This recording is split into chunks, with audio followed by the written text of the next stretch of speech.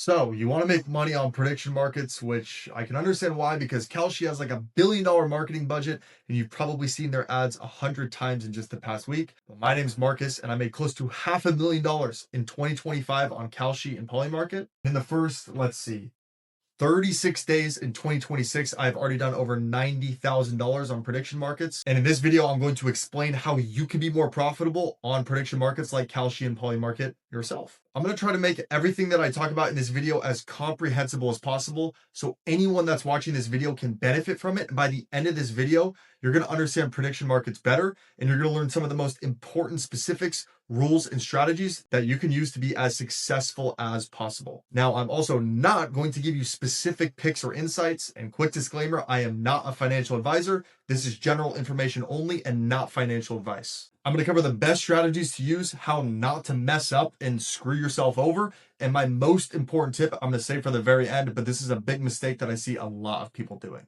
So let's get right into it. But very last thing, this is a brand new YouTube channel, and I post a ton of stuff on here for completely free to try to help educate people about prediction markets. So if that sounds valuable to you and you want to help me out, hit that subscribe button. Let's get right into it. Okay, the first and maybe the most obvious is to compare markets and to compare platforms. If you find something that's interesting on Polymarket, you should go check and compare the same market if it exists on Kalshi. If you find something interesting on Kalshi, you should go and see if it's on Polymarket and look at the pricing differences. Now, just a general rule of thumb, as of right now in early 2026, Polymarket is usually going to be better. I can make a full video on why that is the case here soon. The main reason simply being total volume. You can see there's $246 million here.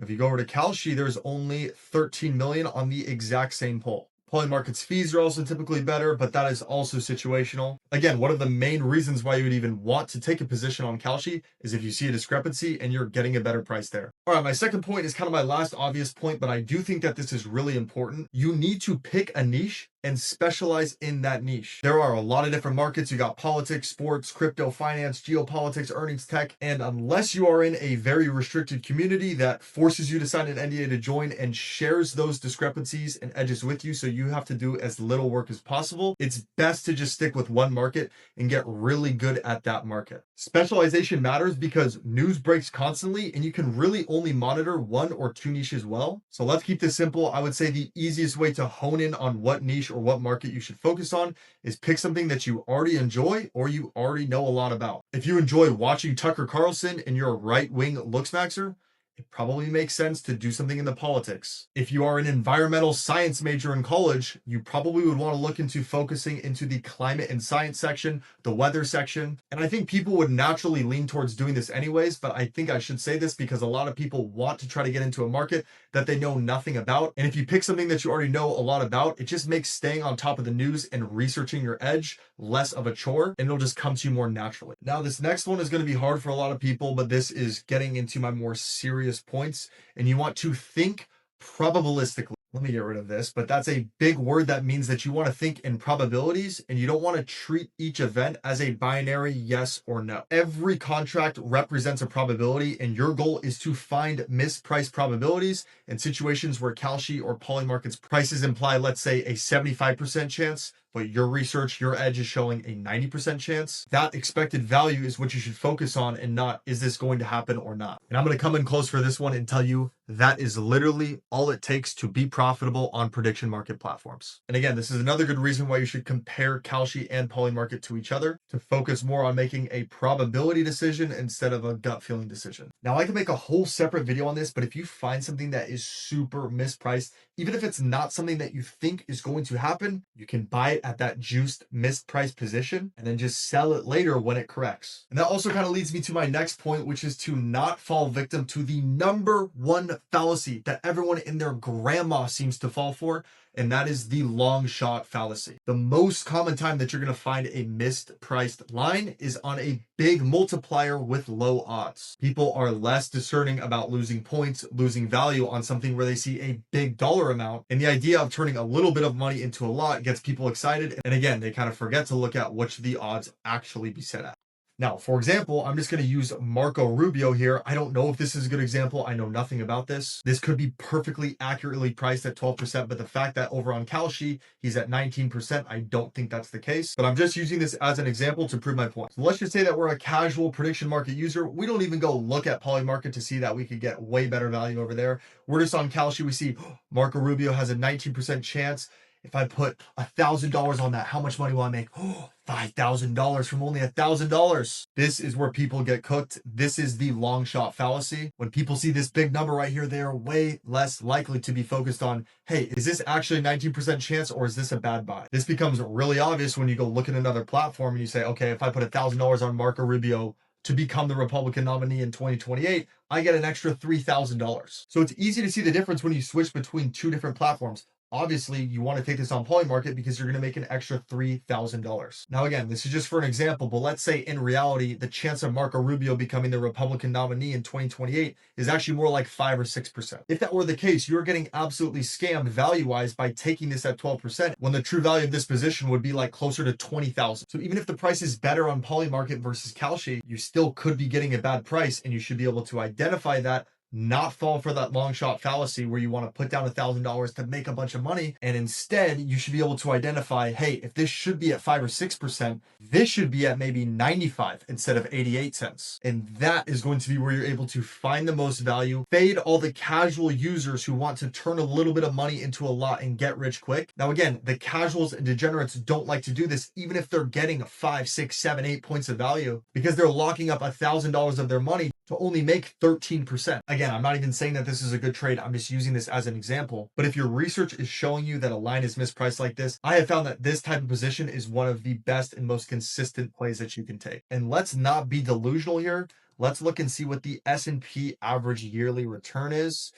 We all know it's somewhere between 7 to 8, 12 to 14% every single year, which everyone talks about is one of the best places to put your money. So I'll just leave that out there. I'm obviously not telling you to take no on Marco Rubio being the Republican nominee over the S&P 500. I'm just using this as an example. If you're still watching this video, I would assume that you're someone who at least wants to be responsible and looking to find the best way to get value. And you're not just trying to make as much money as possible, as quick as possible. Like, I almost feel stupid explaining this, but I know so many people fall for this long shot fallacy that I have to. Now, the next thing that I want to get into is don't be stupid and don't be lazy. This is a major point that a lot of people mess up on prediction markets. You need to read the contract and read the rules. Know what you're getting yourself into. There are hundreds or thousands of examples, crazy examples of people on Reddit misunderstanding their position for even what it was for, or even examples of different variations of words that are like plural or not plural, counting or not counting. It gets complicated. Read the rules. This should be obvious. Throw it into ChatGPT, throw it into Grok, throw it into some AI. I would recommend not being lazy and doing that, but that's at least the bare minimum. I would recommend reading the entire thing yourself. If you want to be a serious prediction market trader, you want to understand the exact resolution criteria and avoid surprises. But guess what? I got some unfortunate news for you. When you're first starting out, it is very likely that you're going to make some sort of mistake. Personally, I probably could have avoided losing at least $40,000 or $50,000 in 2025 if I just would have done my due diligence and paid more attention to what I was doing. And because you're likely going to make a mistake and you're not going to understand all the rules when you're first getting started, and there's a lot more that goes into this that I won't even be able to cover in this video. So if you're going to make mistakes, what do I recommend? I recommend that you start out with a small bankroll and a small amount of money to start and just figure it out. I recommend starting out with like $100, and that should feel like a small amount of money to you. If $100 feels like a lot of money to you and you're like, oh, I'd rather start with $20. I feel like $50 more of my budget. Stop this video right now. Go get a job application to your nearest Wendy's, Panda Express, Chick-fil-A, because you don't want to get into this if you don't have at least a little bit of money to use. So start with $100, start with $200, and there actually are some benefits to using a smaller bankroll, because if you're going to be taking smaller positions, you won't get any slippage, or you'll get way less slippage. And it's actually a lot easier to grow from a percentage standpoint, which again, I think is something that I might have to make a future video on. Like, it's way easier to turn $200 into 2,000 than it is to turn 2,000 into 20,000. Even though it's the same mathematically on paper, it's a lot harder in the real market. So you're probably going to make mistakes, and keeping the stakes low limits expensive lessons. You can always scale up later. If you feel like you're in a rush to make a bunch of money right now, you should probably not get into doing this, because being profitable in prediction markets takes patience and time. My neck's getting hella red for some reason, but let's get into my last and probably my most crucial tip that you absolutely need to be doing. I've seen so many people lose more money than they need to or not make as much money as they should have